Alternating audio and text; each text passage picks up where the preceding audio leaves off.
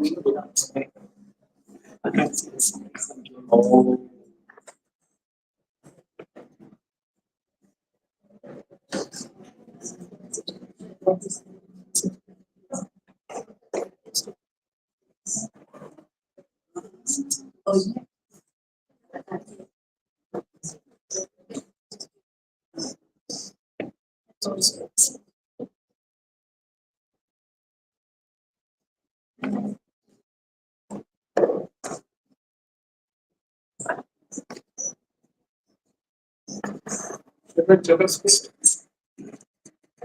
testing, testing.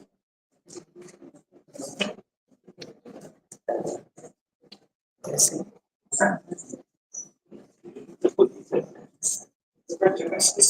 Testing. Okay. Testing. Testing.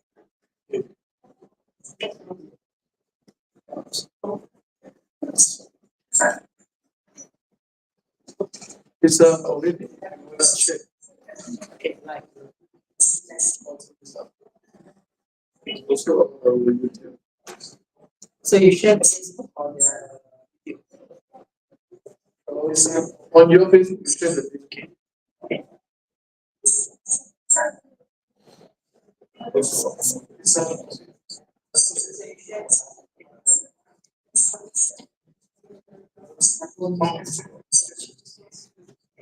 So you share.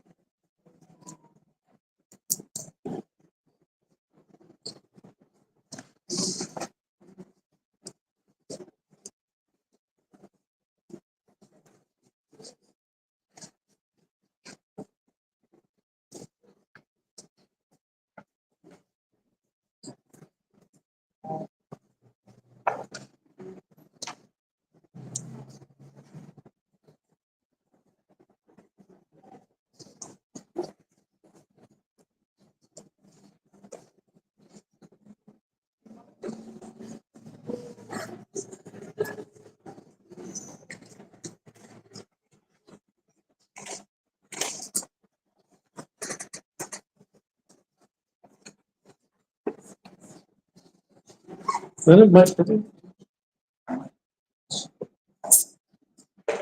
Good.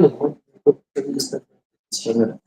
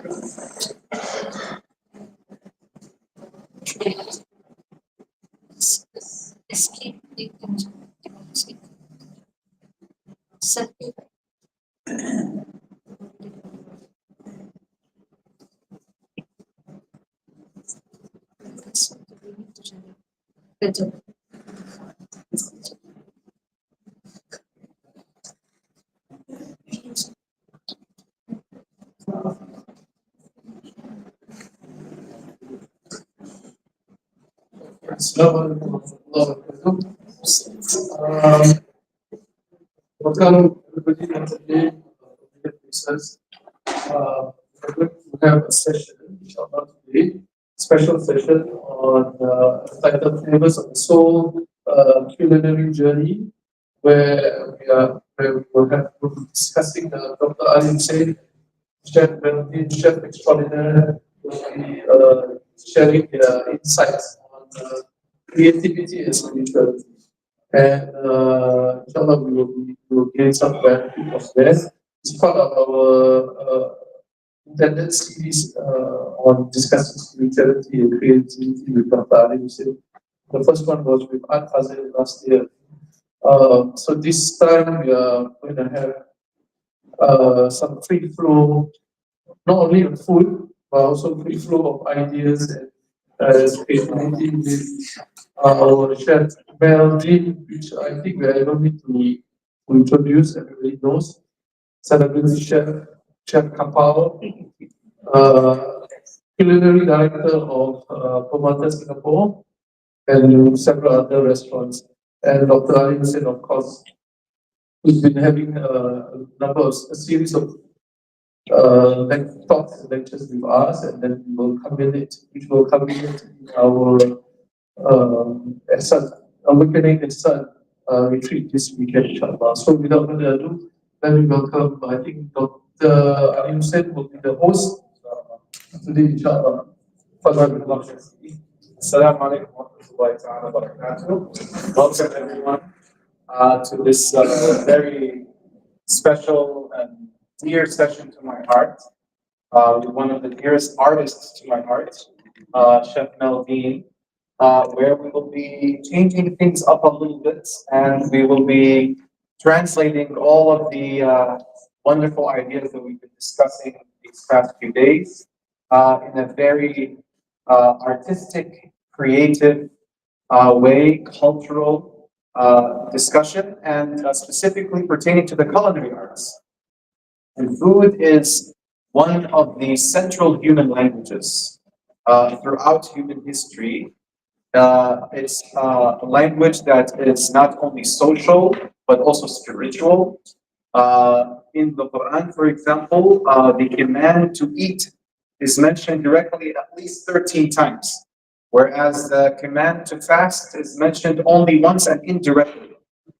So there is an emphasis on throughout history. Actually, many saints have passed secrets to their disciples through food that is inundated with prayers and remembrance. So we will be taking this journey, and I would like to begin with some quotes by one of my favorite food influencers, the late Anthony Bourdain.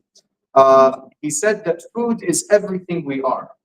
It is an extension of nationalist feeling, ethnic feeling, your personal history, your province, your region, your tribe, your grandmother. It's inseparable from those from the get-go. He also says you learn a lot about someone when you share a meal together. Meals make the society, hold the fabric together in lots of ways that were charming and interesting and intoxicating to him. The perfect meal or the best meals occur in a context that frequently transcend the dish itself. I think food, culture, people, and landscape are all absolutely inseparable. As a transition, one of my own friends, who happens to be another food influencer, a young, very brilliant artist, Nader Nadi, he describes himself as being fluent in flavor. And this delivers us to the idea of each art form being a language, certainly the culinary arts, which means it has its own dialects and vernacular. In turn, the culinary arts, as a language, has its own grammar, prose, poetry, rhetoric, and eloquence. And these are all ideas that we will be discussing with Chef Mel. Knowing the grammar of a language does not make someone a poet, right? So rather, a master of the craft is someone who transcends the grammar and communicates meanings of their craft selflessly, almost without conscious thinking. It flows through them. They dream and have visions of works in their craft, whether these be paintings, poems, blueprints of architecture, or recipes. These masters are also saints of their respective crafts. They have climbed the summit of mastery and communicate universal meanings weaved from the very language of their craft. And Chef Meldine happens to be one of these saints of the craft. He's someone who I've had the pleasure of meeting and experiencing his art 3 times so far, twice last year, once being graciously hosted in his house, and then in his internationally renowned restaurant, Fermata, Singapore. And I had the pleasure to take my family again during this visit to his restaurant, Fermata, Singapore. He's not merely an artist, but he's an embodiment of his craft and art, meaning you can feel his artistry in silence, just simply while conversing with him. So with that, we will begin our conversation with Chef Mel by first welcoming. Thank you, Chef Mel, for this opportunity. Wow, such a pleasure. What an introduction. Mashallah. The least I Thank you can very much. With a show of hands, how many of you have tasted my cooking? Wow. So by the end of the day, all of you in this room will be savoring the flavor that I'm going to curate later. That never be done. I have not done, I've not, this recipe was just created 2 days ago. And it's exclusive for tonight. Right? Yes. And because before you guys came, us and Salim was looking around at the ingredient and he could not guess what is it. So no one can guess what is it. Right? With the exception of Technology and guess, right? They only guess later, yeah? We have a trivia. Just by looking at the Yeah. at the traces, Yes. at the evidence. I want to begin by asking you, Chef, can you tell us a little bit about your journey as a chef? A short kind of Okay. biography. Before I talk about the journey, first of all, Assalamu alaikum warahmatullahi wabarakatuh. My deepest appreciation to City Islam for having me here today. Such an honor because the reason I'm sitting right now is something that we talked about it 10 months back. It was at my place when we had the dinner, right? And now I'm sitting right now with front of you, and I must say it's because of my passion. And one of my mantra in my culinary journey, my profession is that when profession meets passion, one can practice. You agree with that? And regardless of whatever career, whatever industry, it all narrows down not just passion, but also the knowledge. You cannot neglect knowledge. It's a continuous learning up to very now. Every ingredient is always a new discovery and so on. So a bit of background, I'm the only child of my family. So my kitchen, when I was young, in my teens, is like a science. It's like a science laboratory, and I'm like a mad scientist. And back then, in the 80s, right? There's no internet, nothing. So my preference, besides libraries, of course, growing up with my late grandma who runs a canteen, or we call it a school tuck shop, and my late father who runs an F&B business. So I'm exposed to them, and being the only child, I like to explore ingredients and curating dishes as young as 12 years old. Right, so my mom is a scriptwriter. Back then, it was known as Singapore Broadcasting Corporation. Now it's known as Mediacorp. And my father is a footballer. And as myself, the kitchen is my laboratory. I'm not a mad scientist. I like to curate at that age. And all became when my neighbor asked me to cook for the son's birthday at the age of 16. And it's for 40 packs. And I never had experience of cooking as a business. I did not know how to make the food costing, how should I charge, and so on. So fast forward, everything falls in place just nice. And I'm a self-taught chef. I opened my first cafe back in 1993 at Park Lane.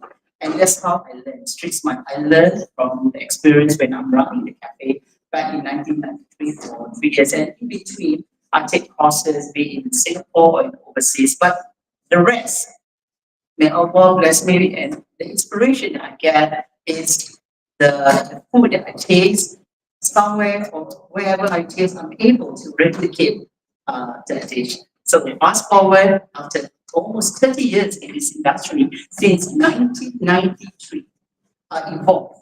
Just like singers, just like musicians, you don't want to be a singer forever, you become a composer, you become a producer.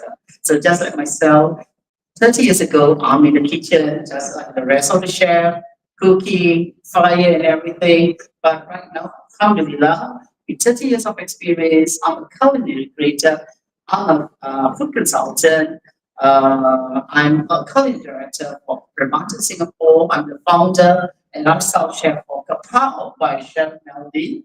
Right, by the way, the word Kapau is already trademarked for 10 years, right? So time for me to renew, yeah. So Kapau only trademark in Singapore. So in Malaysia and Indonesia, you still can do it lah, but I better trademark in both countries also. So moving forward, this is something that I love. Cooking, that's my expression, right? If singers, because I believe that like music, food is a universal language. It brings people together, and that's a snapshot, just a snippet of my life in this culinary industry. And it's so beautiful because if you talk about halal industry back then, 20 years ago, when you talk about halal food, it's just Malay cuisine, Chinese, and Indian. But fast forward 2024, we are so blessed. It's international. We have French, we have Mexican, we have Spanish, we have Latin America. So it's much more diverse, especially when in Singapore context. So life has been very beautiful, but of course I have my ups and downs. I have a fail in my F&B business also. That's where when I was once on top, I fell down and I really rolled down, right? I was even bedridden for almost a year. I could not work, I cannot do anything, but thanks to social media, because I just have to prepare one dish and everybody start asking, and the rest is history. So social media really helps me it's a great platform for me to showcase the craft that I love. So more or less, right now, I've done a bit of soul searching. I've done international cuisine, but if you ask me what is my root, I still go back to my roots, which is Malay and Nusantara cuisines. So I really got my call, I really got my answer. No more fusion, no more. I mean, I can still do that right now, but if you ask me, Chef, how do you define your cuisine? It narrows down to my roots, which is I'm a mixed parentage. My late dad is a Sundanese and Javanese. My mother is from Kelantan, Malaysia. My grandma is from Bintulu, Sarawak. So can you imagine the eclectic, the flavors, the myriad of flavors is very eclectic. Yeah. So having said that, if I'm going to turn back the clock, will I change anything? No. I won't change anything because if I change it, if I change something, I will be sitting right now. Am I right? So I hope that answers your question. Absolutely, absolutely. And how do you perceive the culinary arts, this calling of yours? How do you perceive it also the spiritual calling? Or shall we say, what is the marriage between the culinary arts, your craft, and your spirituality? How do you find the integration, the spice of your craft in the Quran, in your spirituality as a Singaporean Muslim, all of that? So, yeah. For me, the culinary industry is just more than just a profession. It's not just being a chef. It's more to it. To me, it's an act of devotion, right? It's an act of devotion, and also it all begins in Islam, as we all know. It all begins with our intention, or should I call it niat, right? So with that niat, I translate and I convert it into my gastronomic journey, whereby I'm able to express that through my cooking, and I share it with my loved ones, my friends, and to my fellow communities. So that's how I share not just about good food, but it's also to nourish your body, your mind, and your spirit, right? So preparing food to me is very important. The place that I work and my workspace is very important for me to establish a halal principle in my cooking. What do I mean by that? Halal and tahara, right? No, halal and tahara means cooking and cleanliness. I'm talking about purity. Because it's very important that cooking is not just about technique, flavors, it's how the ingredients that we chose, the cooking techniques and everything is for me that what we consume is very, very important because it's a principle of, should I say that it's something for you to reflect deeper on the spiritual responsibility towards us because it's very crucial for us, even though we are preparing your food at home. I'm not just referring to the F&B or commercial. Even you're preparing the food from your home, you have to be amanah. You have to be responsible in the choice of ingredients that you use. Yes, I'm a Muslim, but that doesn't equate that all the ingredients I'm using is halal compliant.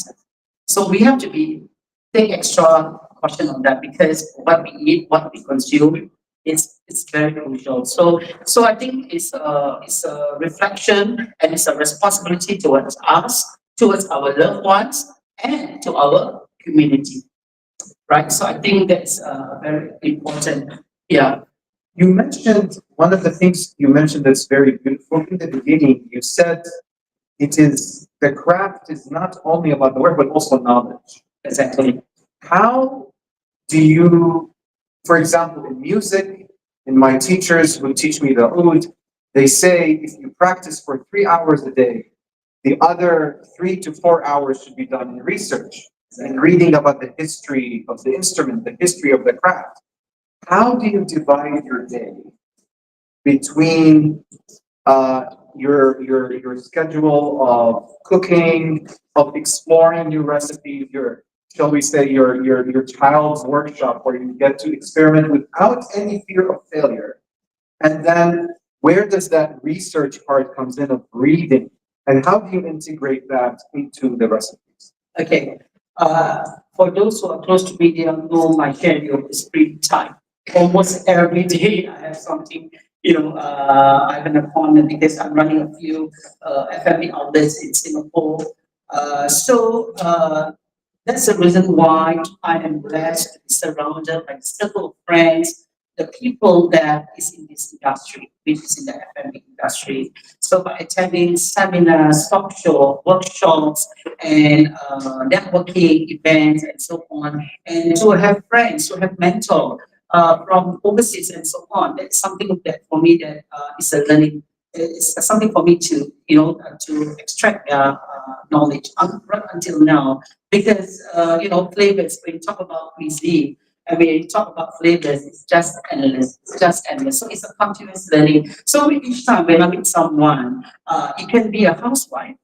It can be a grandma, a grandpa. There's something that I would learn from them, and I would like to take that and I have to put and translate that into my cuisine. First, I will have it as traditional, as an authentic, but hey, why you stop at that? You can elevate. That's my forte. So right now, as we are speaking right now, besides doing the traditional cuisine, my forte, how I establish the knowledge that I get is by curating progressive cuisine, be it Nusantara, be it Malay, be it Indian, Chinese, and so on. So it's so exciting, especially for today in the later part that I'm going to share the dish, something that I have not done before. But through experience, it just comes through because everything comes from me. Yes. Because sometimes, just to share with you, some recipe is not just Google copy and paste, right? Normally we research, we do that, right? But when you have all the experience, when you know your product, when you know your ingredients in and out, and cooking is like science, it's like maths, right? A plus B, turmeric plus coconut milk plus lemongrass plus shallots, you get something. So alhamdulillah, up till this very now, if I had curated more than 500 to 1,000 recipes, some of the dishes that has been curated, I did not do any R&D. That means I curate in my head. It's difficult for me to explain. So, example, when I'm doing for Permata, we have a photo shoot, example, and I have to curate 40 dishes because of time factor. We do not have the time to come up with a recipe and then, and then R&D and so on. We just go to the photo shoot. Later part, then comes the recipe. And I'm so glad I have a good team that are able to translate my SOP, standard of procedures, to the dishes. Right. So it's very interesting. So it's quite tiring, especially at now creative people. We are not good really good in numbers or in paperwork, right? Creative people, I don't know if any creative people around here maybe can relate to me, right? Do you know what I mean? We sleep odd hours. The ideas can just come at any time. And my wife will ask me why am I smiling? I say, shh, it's coming, yeah, it's so strange. It's so strange. And then there's one time when I have a cooking demo in about 3 hours time, and I did not curate the recipe. I did not print the recipe. So I just go to Sheng Siong. Sheng Siong is our local supermarket. I just do whatever is there, pick. Then she asked me, do you know what you're cooking? We just go with the flow. Everything goes with the flow. Because if you know the flavor profile, you know the combination, mashallah, the rest just come in place. Yes. So you mentioned this idea of picking up ideas from a grandmother who's cooking, a neighbor. Now, it's remarkable, one of the artists, he said, anywhere you put a frame in nature, there's a painting. Yes. What is the importance of listening in your craft? Because, picking up ideas for painting could be just walking in nature or looking at people sitting. Najib Mahfouz, the famous Egyptian novelist, his daily routine would be to wake up, pray the dawn prayer, Fajr, and then go down to the local coffee shop and just sit and observe the whole day. Do nothing else but observe, listen to the conversations of people, and write down. How do you listen for your craft? And let's touch upon this issue of translation. If you see two people talking, just a normal conversation about anything, how do you listen to that and how do you translate that?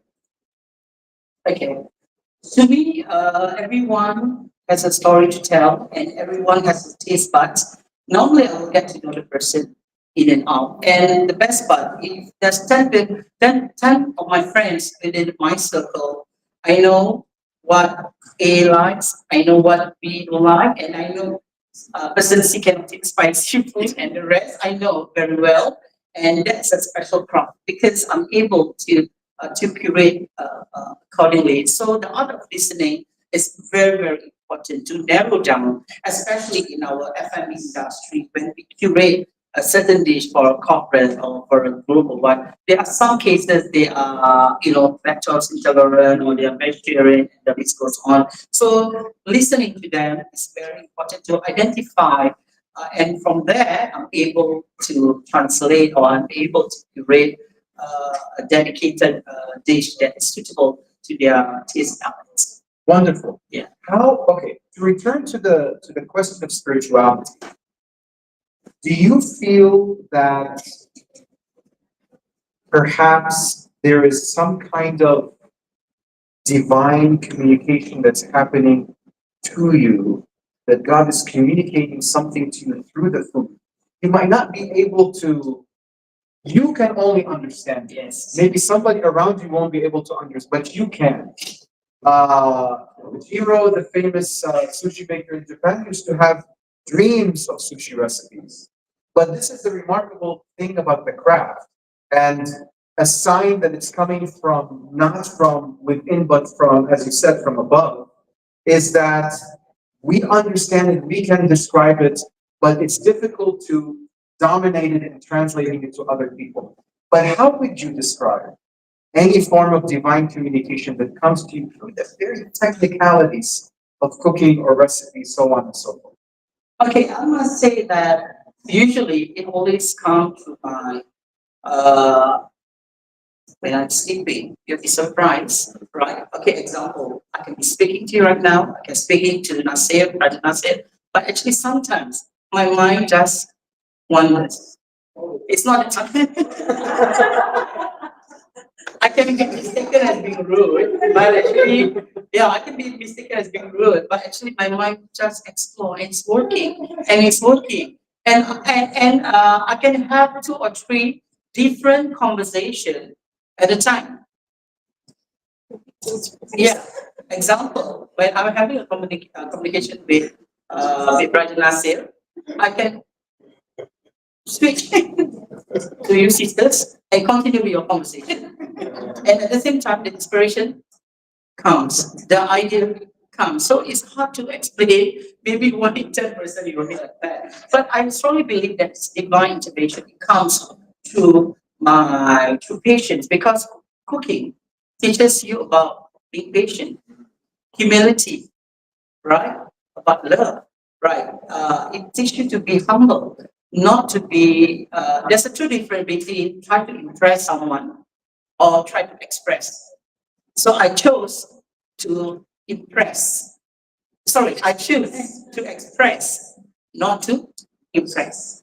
There's two different things, right? When we are expressing our joy, right?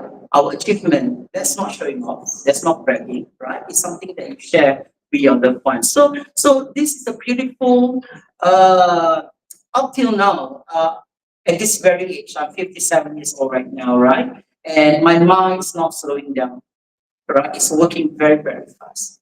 It's working very, very fast, and it's so vibrant, it's so colorful, it's so diverse, it's all over the place. Sometimes on the pet side, it can be very tiring, mental fatigue, right? But I have trained myself that it all narrowed down to our intention, to our niyyah, our sincere intention. Why do we do this, and so on. So once you establish that, and the rest just falls beautifully. So would you say that the entire world, including everybody you interact with, everybody you speak with, every book you read, Yes, is part of your palate? yes, it does.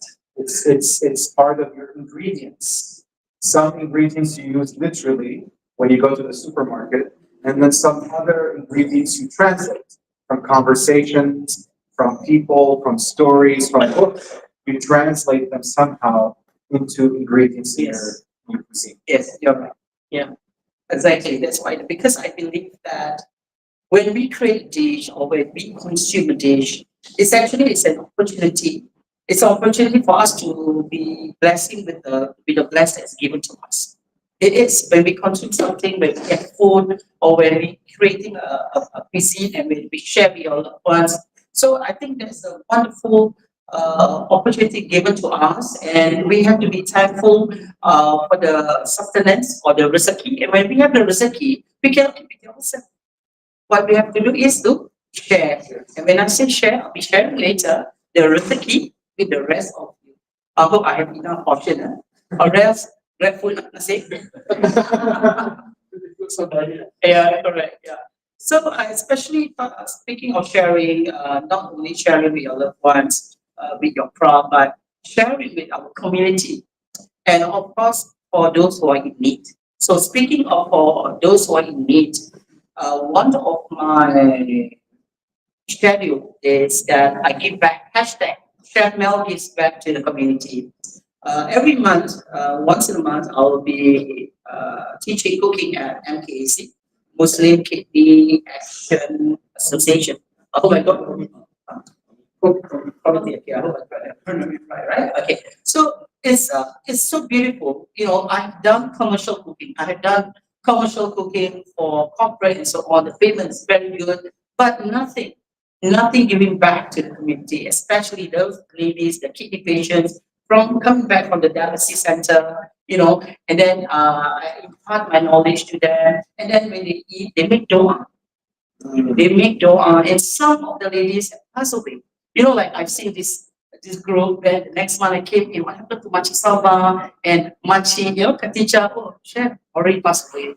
So, and these ladies, you know, pray for you and make dua for you. So that's what I believe, that we have to be balanced. Despite that, compiled by Chef Melly, we do a lot of commercial projects, but we cannot neglect that. Use your talent, use your craft in a good place. So to me, I want to do more of that. I want to be remembered that because I've done a lot of commercial projects. So moving forward, what I want to do for the next 10 years is I want to create a lot of mentee, or I want to do more to the community through my craft, through my passion, giving back to the community through the art of cooking.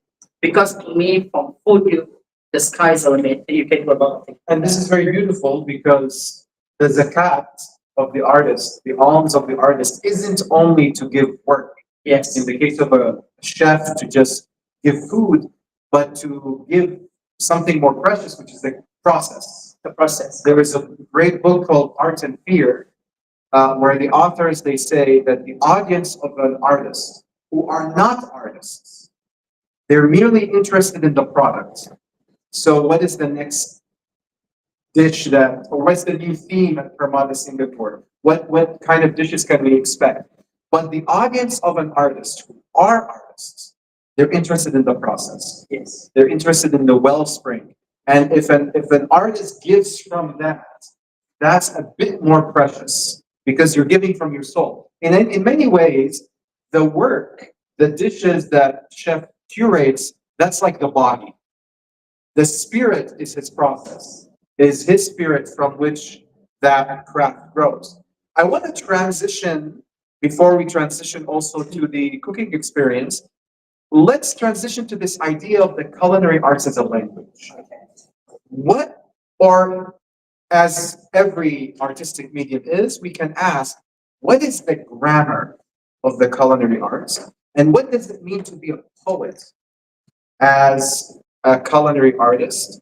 And what does it mean to have rhetorically eloquent in cooking as opposed to just knowing the grammar?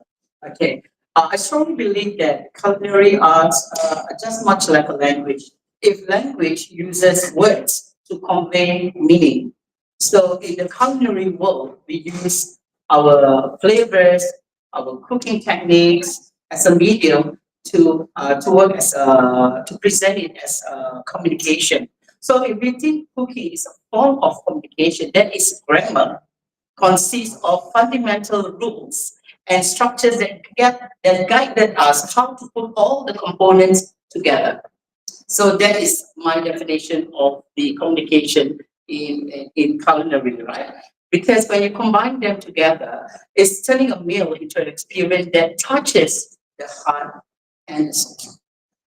So to me, to be a poet in the kitchen, it's not just about recipes, right? Because everybody cooks and they refer to a recipe. But to be a poet in the kitchen, it brings you to a very higher or deeper level. It's more than just a recipe. A poet doesn't follow recipe. We call it in our Malay term agak-agak. Anybody can relate to that, right? Sometimes you follow the recipe, but it never happened. Agak-agak, how do you translate in English? It's like an estimation. Yeah, agak-agak. Right? Even when I curate a recipe by the actual time, like later on, there's no recipe. Everything will be agak-agak. So to be a poet in the kitchen, we don't follow recipe, and you need to understand the flavor profile, the texture, the ingredients. When you combine them all together, what happens? Some you can elevate, some dish you cannot elevate, some dish you do not touch, leave it as its own. Just keep it traditional. So it all depends. If you do not resonate with my creation, you might not be my target market. Example, I'm talking to certain restaurants, right? Some purists, they go for traditional. They don't believe in fusion or elevated and so on.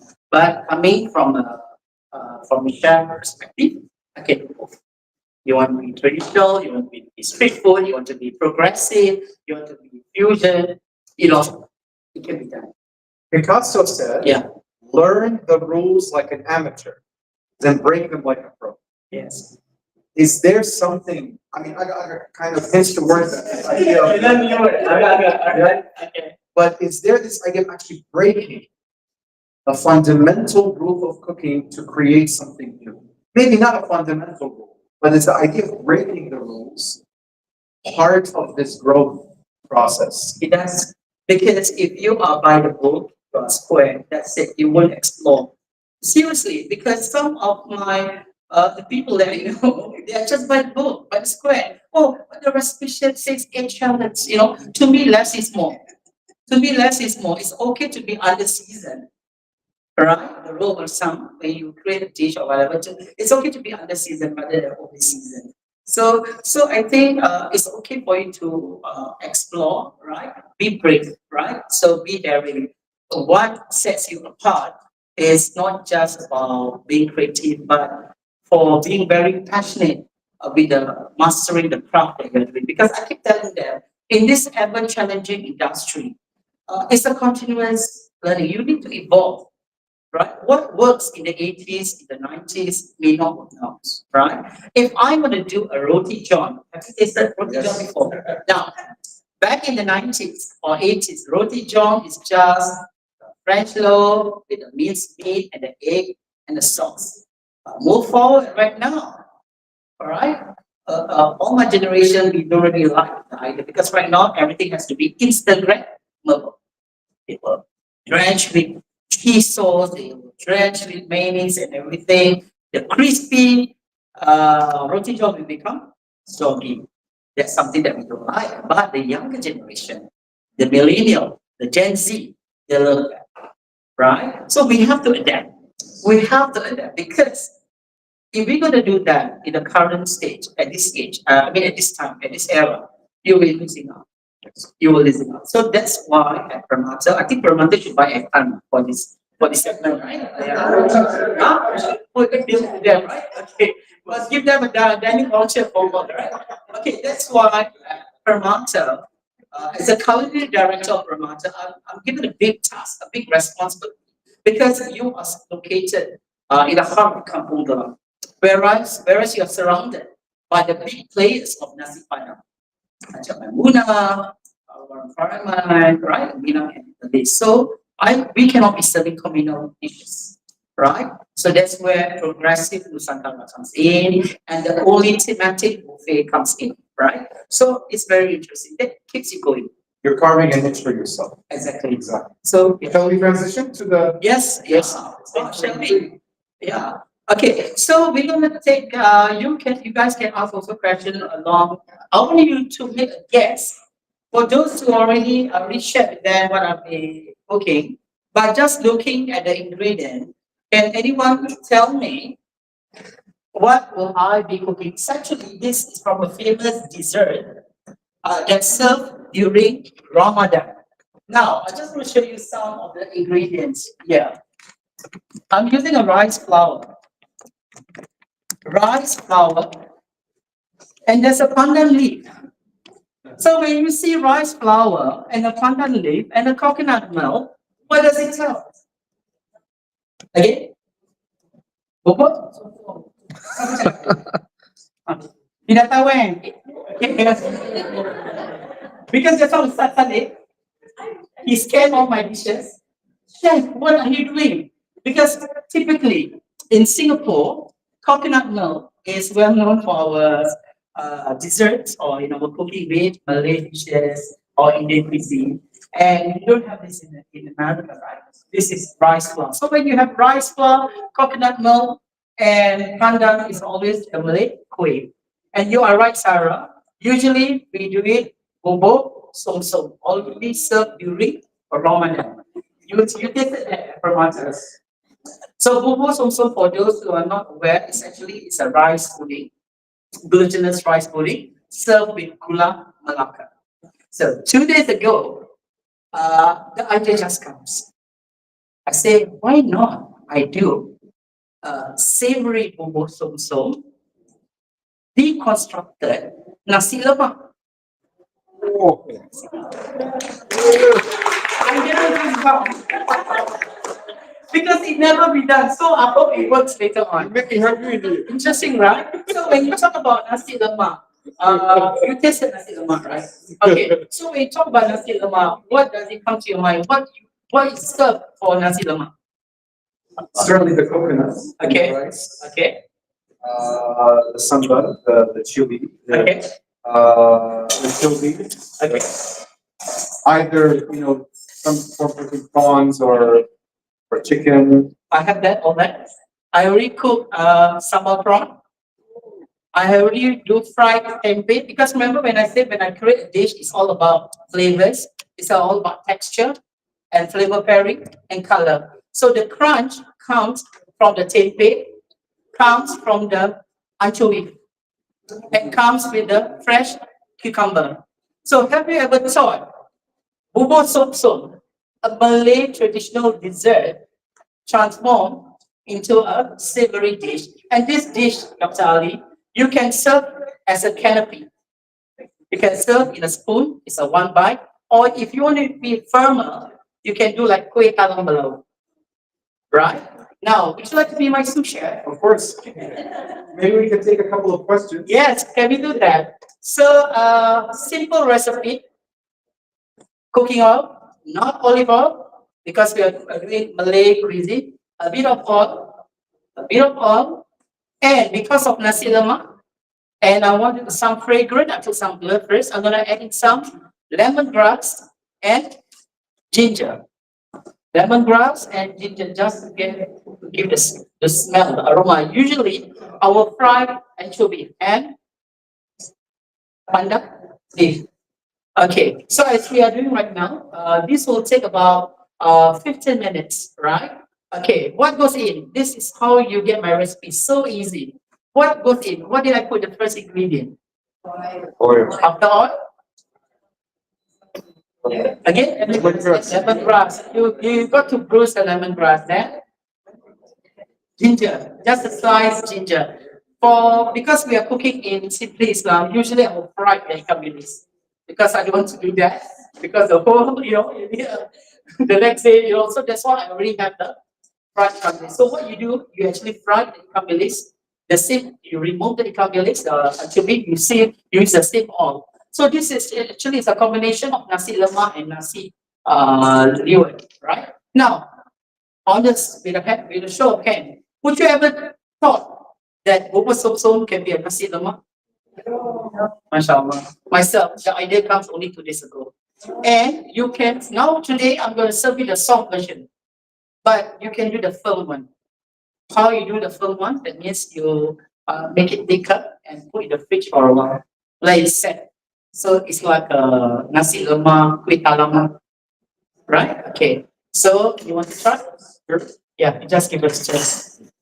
Okay, while Dr. Ali is doing that, I'm going to use the the rice flour.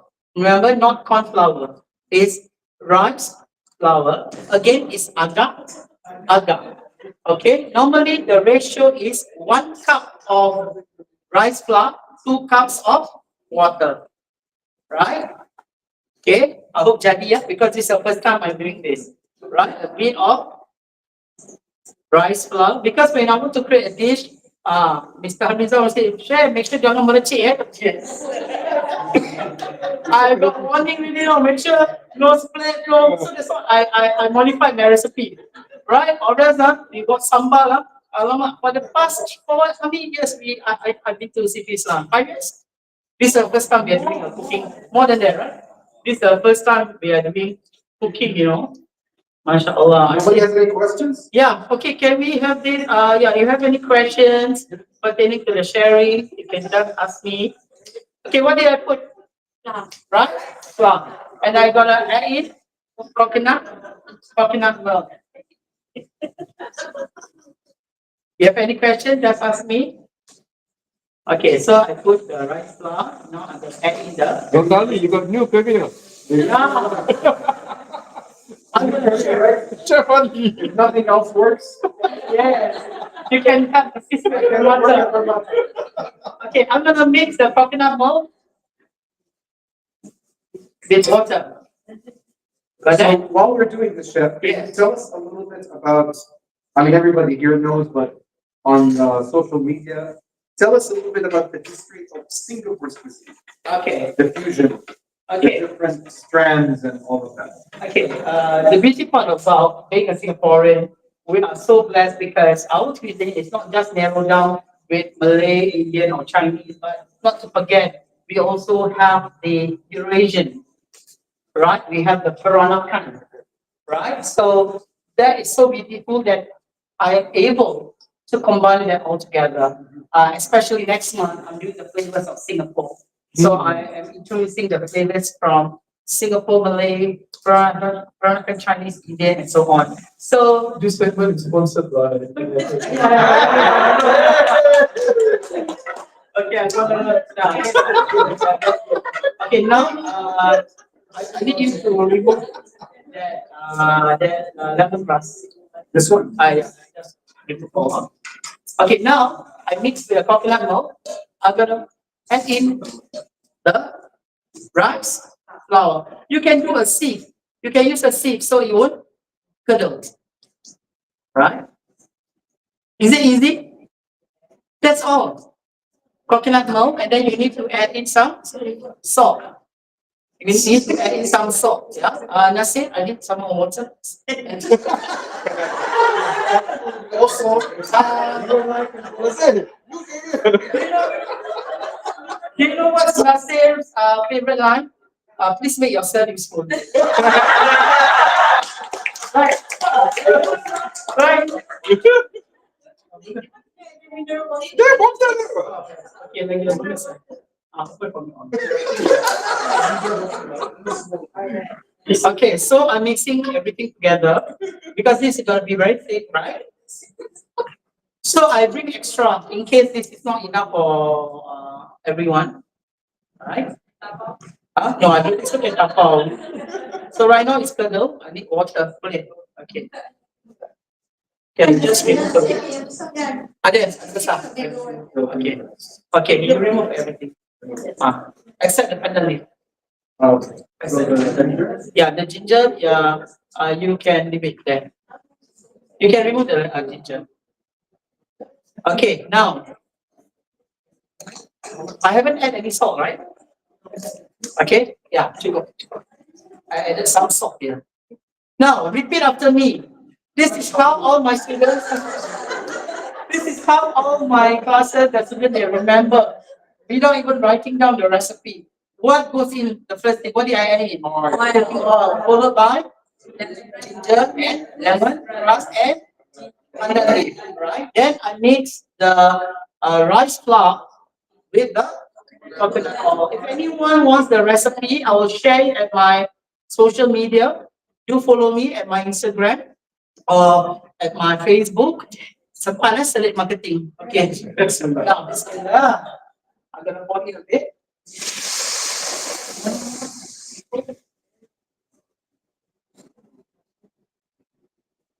Okay, we increase the heat. We increase the heat. It doesn't know. Okay. Not my forte. Not the Not point. my Okay, if you have any questions, yeah, you give us turn.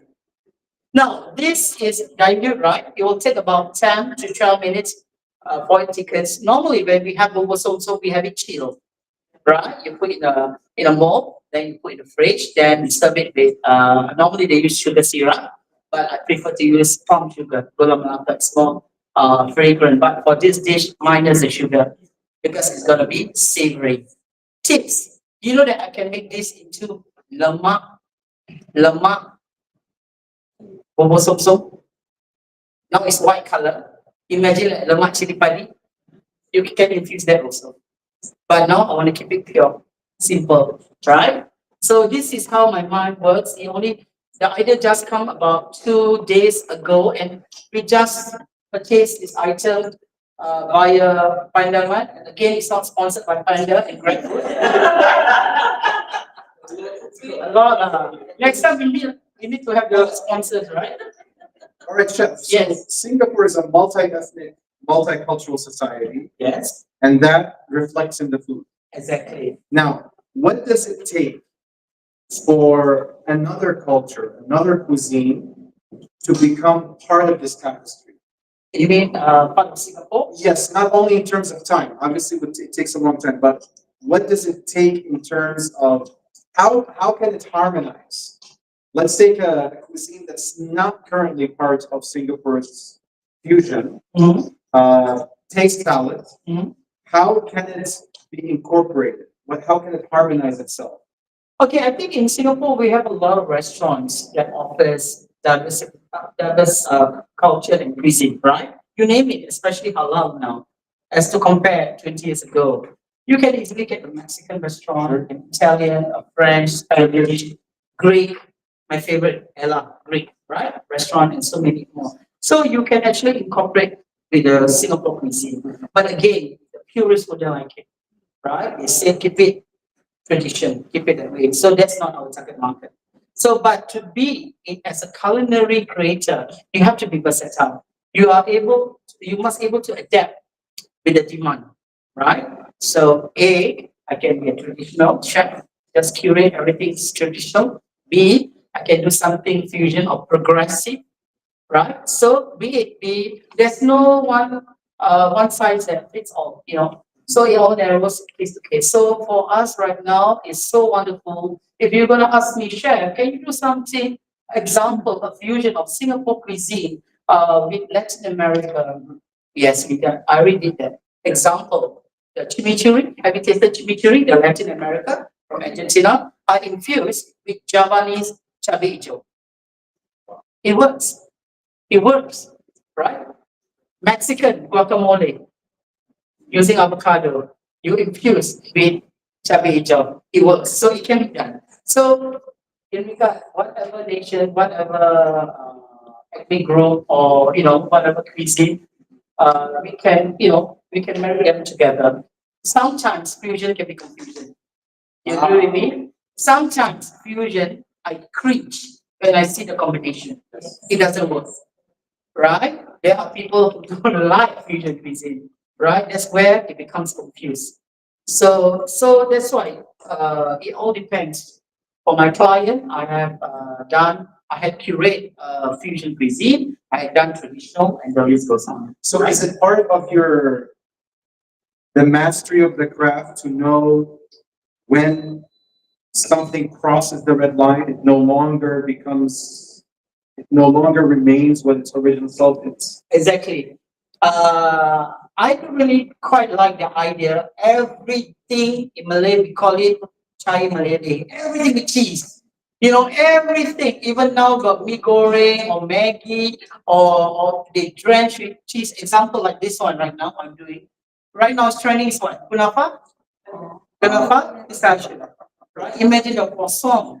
It's such a beautiful croissant. Right? But then you drench it, soak it. The French cringe. Am I right? Yeah. Or like pineapples on pizza? Yeah. Something like that.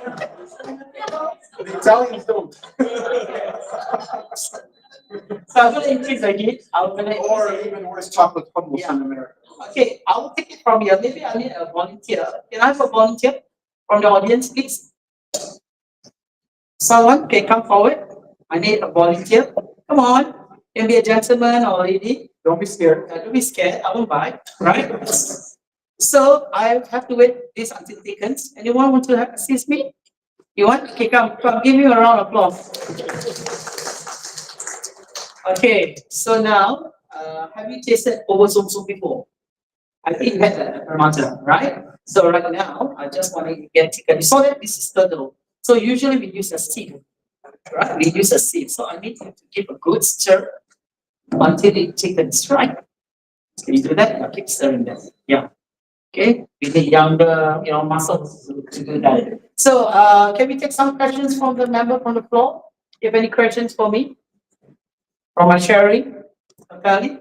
So you have not tasted this before? You know? Okay. So this will take about 10 minutes to come in set, right? And then at the same time, Nish, maybe we can open the rest of the ingredients over here, right? I have prepared fried tempeh, right? Okay. So remember, this is not a cooking show, not a cooking demo, right? So please take this opportunity to ask me some questions. And I have, when you eat nasi lemak, you must have what? You must have egg. The Malaysian, they prefer boiled egg. But we Singaporeans, we prefer omelette or sunny side egg. All right. Now, I hope anyone allergic to prawns in this room? No, right? Okay. Then we have sambal, I think the sign. Do you know what is this? Anchovy. Anchovies. Yes. How is it going on? Is it salty? Right. Need more. Just keep a good stir. Okay, so we still have time. Please take this opportunity to ask questions regarding the recipe, regarding our sharing, and so on, right? So I strongly believe that when you have this knowledge, it's good for you to share and put on a good cause. Put it on a good cause because I mentioned before, Natalia, I've done a lot of commercial cooking demo and so on, but nothing comes close when you do it for a good purpose, right? Especially when you're able to assist some business lady, home-based business who do not know how to save costs and so on. That's where you share. So I'll ask the audience a question Yeah. that I'm going to ask you later on. Okay. If you were to describe Singaporean cuisine with emotions, using emotions, how would you describe Singaporean cuisine? Sure. What's that?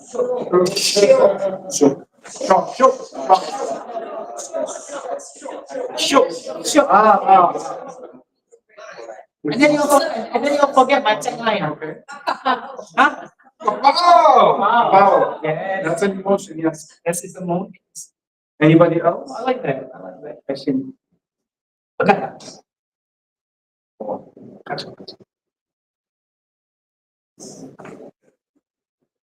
From the men, the gentlemen, emotions?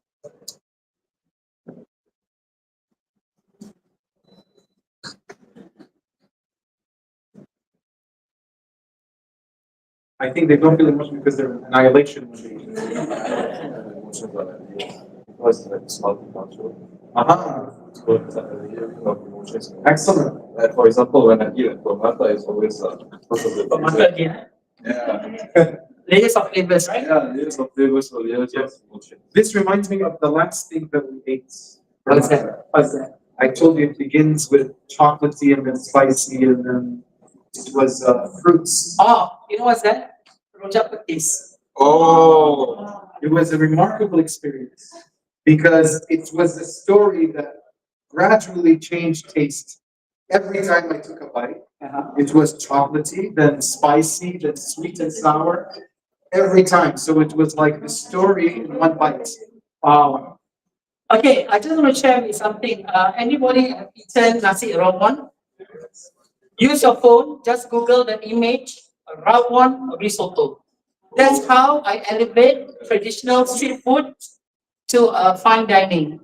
Just Google rawon, SRAWON, rawon. Second word is risotto.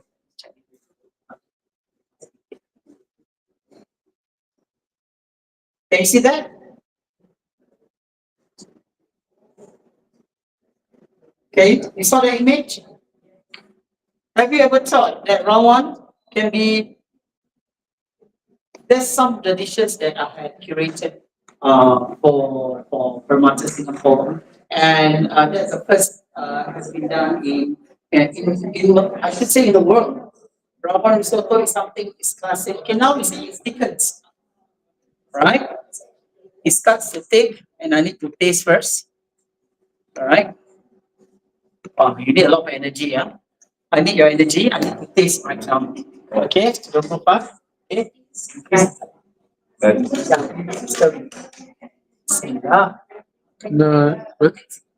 Can I hold have a tissue? Good. Okay, I need to add some more water. Give a good, and I need to add some salt. You saw that picture? Yeah, that's from a street food called nasi rawon. So for those who have not eaten that dish, you Google now nasi rawon.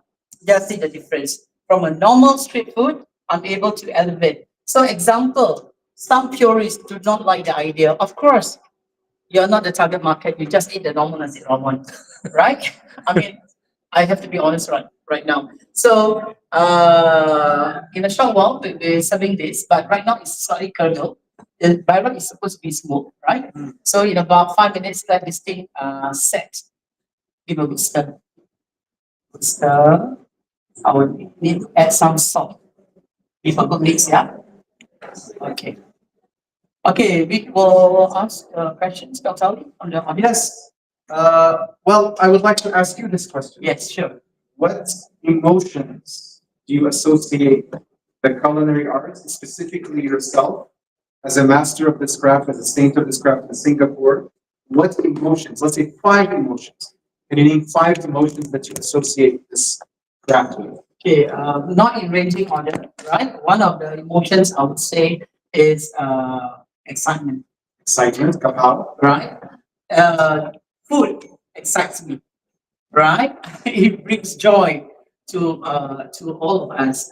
What and you'll be surprised. My second emotion it could be fear, right? Because some of the dishes is unknown. Example, recently we went to dine and a dish called beef tartare. Not everybody loves that dish, right? Because it's a raw beef being cured, right? So that sometimes people take it as fear. The emotion is fear because not knowing what you're gonna have, right? Third is because it evokes emotion, so it can be sad because some dishes brings you memory. I'll show you one example. There's a dessert that I shared at Ramada. A gentleman around 50 years old, he actually cried. He actually cried when I served a dessert called palak. You can cut off. Yeah, you can cut off. I make it all. A dessert called palak. It's a fried banana. The gentleman cried and asked him, may I know why you are crying? Because I'm so very emotional, right? Because it brings memory. The late grandmother used to prepare that. It's called palak bacha. It's a Boyanese dessert. Palak, palak bacha, Bacha, right? And then it's actually just a fried banana, deep fry. Then after that, you just put some sugar. We need to vigorous, right? Okay. So I already shared you with excitement, fear, sadness, right? What else? The fourth. The fourth one. Okay, I would say that okay, right now I only think of three. What are the two emotions can be when I create dishes? I would say that nostalgia. Excellent. Okay. It brings nostalgia, right? A lot of dishes in Singapore, it brings a lot of nostalgia, especially I grew up in the 80s and the 90s. A lot of lost or forgotten dishes is disappeared, right? And some of the dishes, speaking of rojak, do you know that rojak back in the 70s, we call it rojak chalit, lower. Rojak chalit. You know what's the rojak chalit? Now in Singapore, when you talk about rojak, you got pineapple, you got cucumber, you got sengkuang, you got what else? Mango and everything, right? But when you talk about in the 70s, we call it rojak chalit. It's just a sengkuang. Then you have the rojak sauce, you spread it, and you put peanut. Simple. Back then, it's so simple, right? So if you ask me, I have done international cuisine, but chef, what do you eat at home? Yes, potato, a shrimp paste. So what do I eat at home? Very simple. Fancy food only for job work, just for job scope. But at home, you just give me a biscuit, you just give me a toast sandwich, or you just give me a fried egg with ketchup and nasi and with the butter. I'm a happy guy, right? So how's it going? See, that's why I said cooking is about patience. It's labor intensive, right? Let me taste again, right? So the rule of the game, no double dipping. This is good. Bismillah. Look at that. Can you give me a round of applause? Alhamdulillah. So what's happening now? I'm gonna plate one of the dish, right? Very good. Now, okay, let's do some simple plating. Okay, turn off the TikTok. Sorry, yeah. Okay, So this brings me to an important question. yes, Cooking, the culinary arts involves multiple senses. correct. The visual arts, Art, smell, aroma, and taste. What meaning? Because if culinary arts is a language, that means there's meaning being conveyed.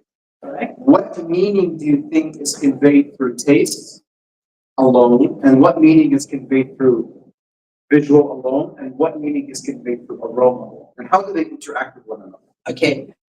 It's important when I create a dish, right?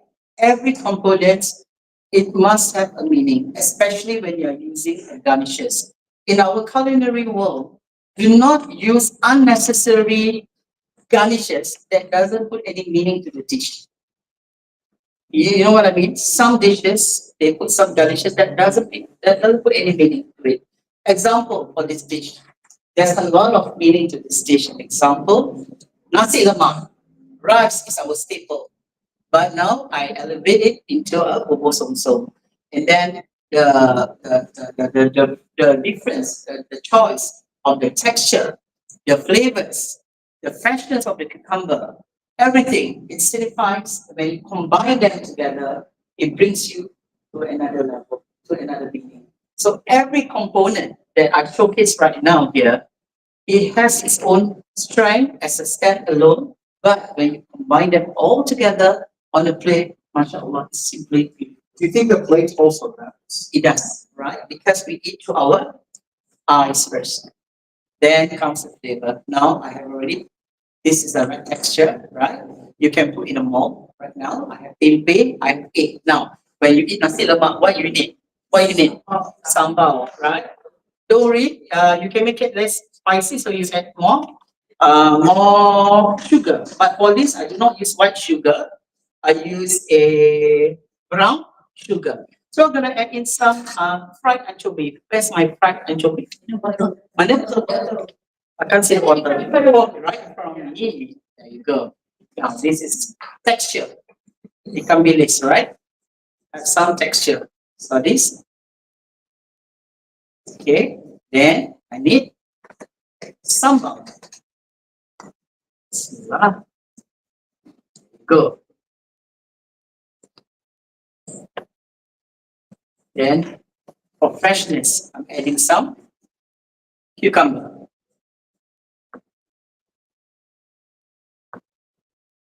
Okay, I'm going to add another egg. There you go. Probably presents cooking from your heart and soul from Simply Islam.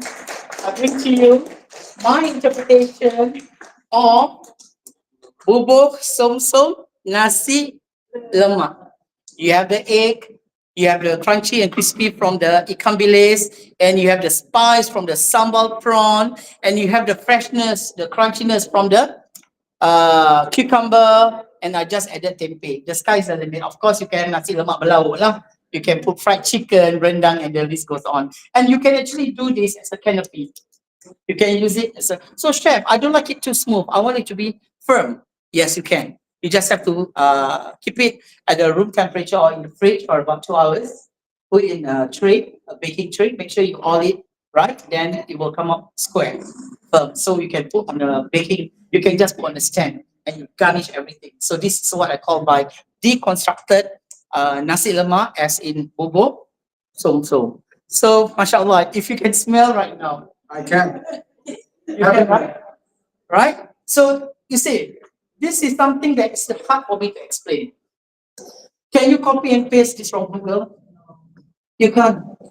You cannot get this anything from ChatGPT or Google or everything. So this is something through experience and through common sense, through logic. Now, as we are speaking, it will take some time. So maybe Nish and someone can assist you to do the rest of the plating. So is there any question from the audience? Well, I think it's enough for everyone. I'm sure you all cannot wait, right? Okay. So just to share, the texture should be more smoother, right? Because just now I just put the whole packet. Actually, I can use about 3/4 of the packet, right? But I'm afraid it's not enough. But the flavor itself, why not? We took picture already, Nasir, because I want to serve this to Dr. Ali. You get the spot of this. Can I see music? Yes. Okay. Okay. So Dr. Ali, I will give you extra chili because I know you like spice. Yes. Now his spice level is already increased, right? Okay, just for you, I'm gonna add some chili away. Away. All over, yeah. Sudah for him to eat. Is that his spoon? Where's the serving spoon, the bowls and everything? Yeah. Behind. Can we have it? Because she has to do Sekejap, mana? Saleh, spoons. Spoons. Chef Mel asking for spoons. the bowl because it's not Bismillah. I want you to eat Yes. together. This is important. I've always asked Chef Mel, you have to tell me not only what to eat, but how to eat it. Yes, That's key. correct. You agree with that? Huh? Yeah, you so go first. Yeah. So what do you want? Okay, maybe someone can assist me also. No, it's important. Sometimes I cringe when the other eating buffet. Guys, when you go to a buffet restaurant, do not put everything in one plate because the flavors clashes. I cringe when my nasi lemak, then they put on top with chili crab, with tulang on my nasi lemak. You get what I mean? So you need to understand the concept. So now I want you to eat with the anchovy, with the sambal prawn together, with the egg, everything together. Everything together. It's cool. Yeah, with the chili, with the yeah, One egg? yeah, with the egg, chili, more chili. You need more of the chili. Yeah, anchovy. Like this? Yeah, you can try. Mix later everything. Yeah. Yes. Eat everything. It's perfect. Perfect. MashaAllah. Alright? You need to mix everything. So for those who like more chili, add more chili. And it works. It works. Can smell, right? Yeah. So for the sambal, I have my own sambal. It's called sambal kapau. It's available at I need to sit Brand. down for this. Yeah, you please go ahead. So I would like to answer any of the questions that you have, because like today, okay, what you asked me to try. Okay, is this for me? Yes. Okay, this is how you can plate it in a bowl, right? So you have the prawn, the capillates, right? Try this, yeah, try it. It's my first one, right? Bismillah. Right. MashaAllah. Comfort. It's so comforting. I have a lot of anchovy. Oh, mashallah. I cannot wait for you to try. Guys, ladies, if you have to assist, faster, no, you can get more food, right? Can you juga tak ni kau mana ni? What contrast?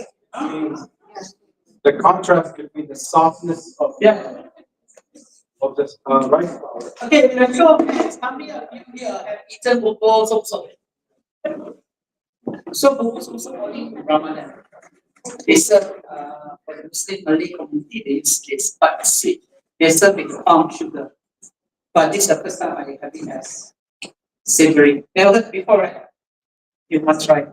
More sambal, more ikan bilis. Perfect. Mashallah. Okay, we can start serving. I think we have enough sambal. Yeah, ikan bilis gravy. Tempeh. How the flavor? Mashallah. No question. Everyone, yes. Check, you mentioned that this is deconstructed. What does deconstructed mean? Okay, usually like cheesecake, they would like to break it up. Instead of a slice of the cake, they will break up the whole structure. Yeah, but for me, this one is actually the component in there. I just do an elevated proposal. So when you talk about deconstructed, everything is deconstructed from the actual dish. I'll give you an example like a burger, right? They will take the patty away, they will take the buns away, everything is plated separately. But usually, deconstructed applies for fine dining. Usually, we use deconstructed for fine dining. It can be for savory, it can be dessert, and it can go for the meats. Yeah. Campur lebih tambah. How is it? Huh?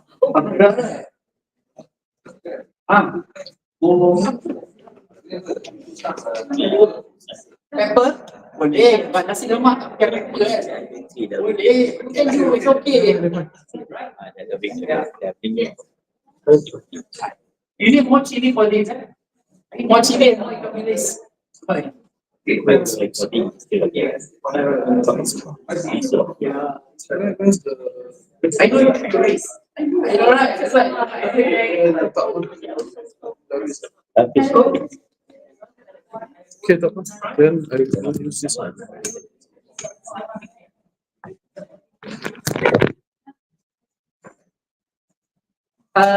Need more communities, please. Make sure everybody got my communities for the front. Andy, I cannot recognize you.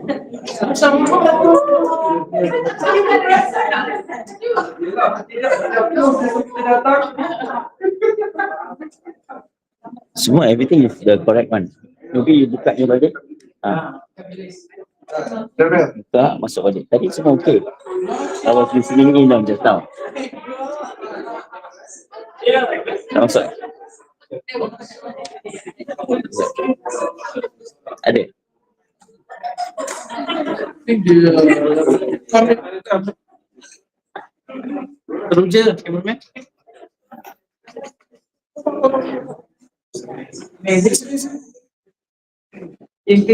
number 3. Aku baru record. Hello. Yes. I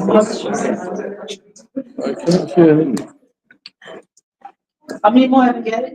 Auntie can, please. Pause. Pause, right. It's actually dessert. Also, dessert. Masuk nombor 2 bisa. Yeah, tak.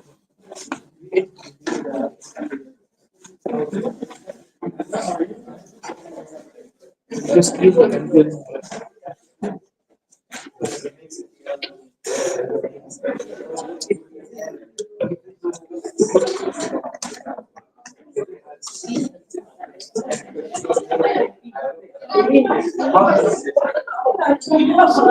Jump in. Okay.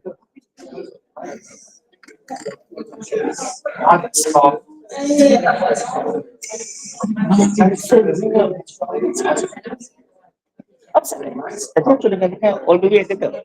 Ada. Tadi ada. Last saja. Because kita ada record, I mean time pun dah. But anything I can take from you also.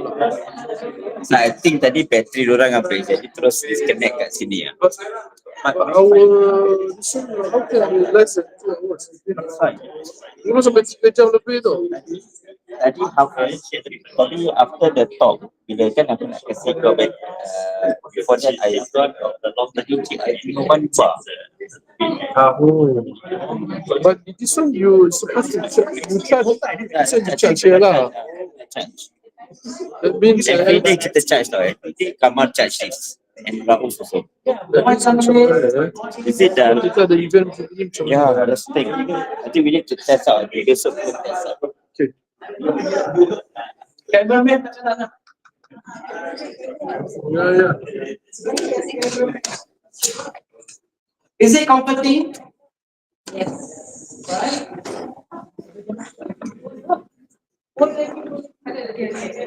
Saya sabar tinggal lebih. Macam bumbu. Macam bumbu lah. Yeah.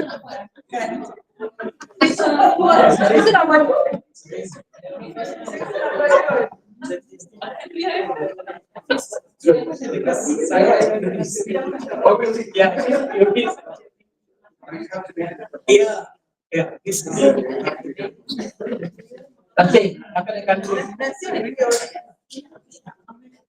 this is botox. Yeah.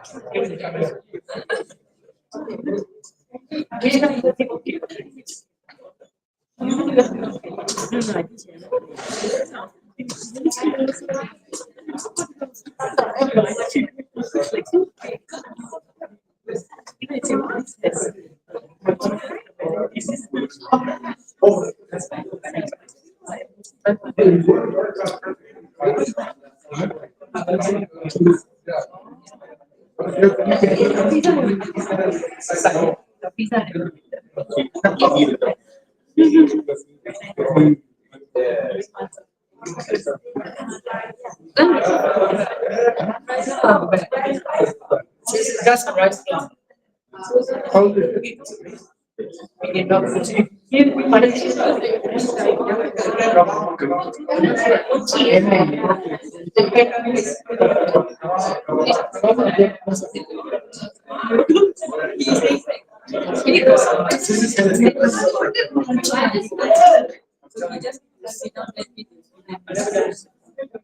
Nice. It's gonna be a bestseller very soon.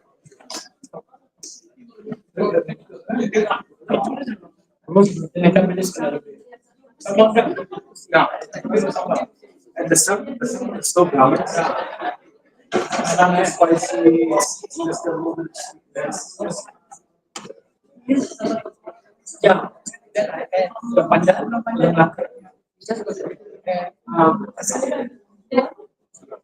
For those who have not received, please come forward.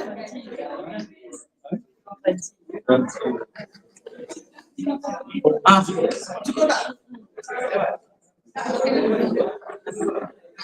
Ada masuk ke blazer tau. Kasihkan blazer dengan blazer.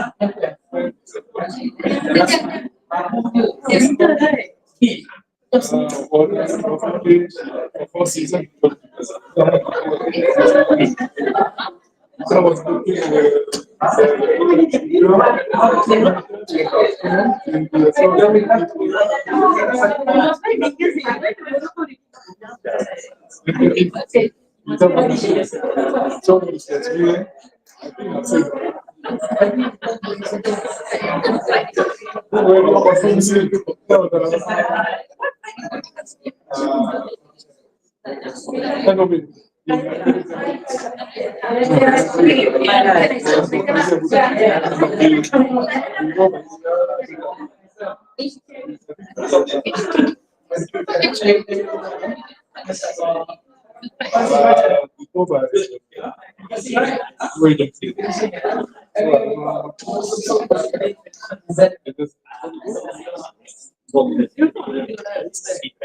Yeah, so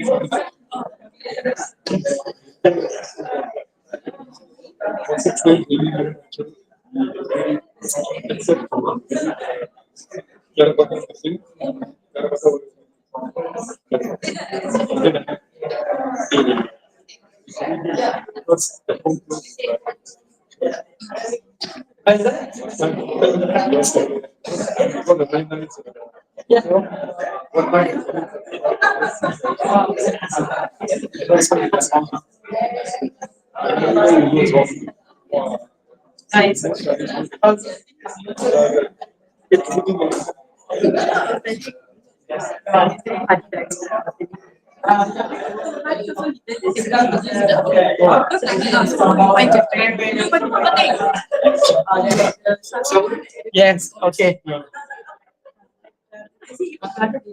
Assalamualaikum. Let's reconvene.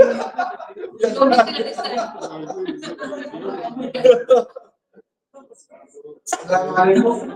But I just want to reconvene for 5 more minutes as we enjoy the incredible creation of Chef Mel.